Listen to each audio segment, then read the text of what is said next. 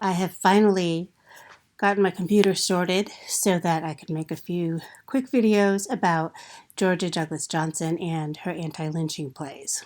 Now, for a little bit of background, I will remind you that what is now called the Emmett Till Anti-Lynching Act is an active piece of legislation in the U.S. Congress. As we speak, the United States has never passed an anti-lynching law, although the NAACP has endeavored to pass an anti-lynching law for over 100 years.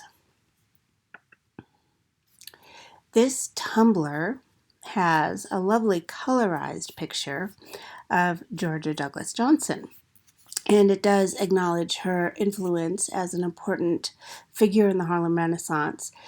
Johnson was important because she served as a mentor and a support person of sorts to so many of the artists and activists.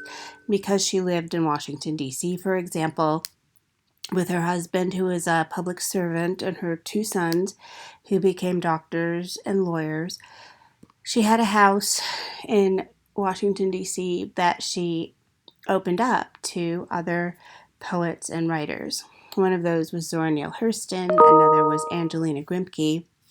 And she also had what was called literary salons, where she would invite a number of these people, and they would talk about their poems and possibly even workshop their poems.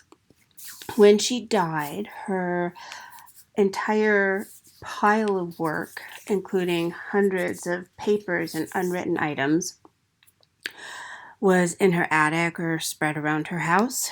And so her sons put it in a barrel and burned it because it was too much clutter. So Johnson probably wrote much more that we don't know about. And this play that I included on Blackboard was a play that no one realized existed until about 1998. I located it in the Library of Congress.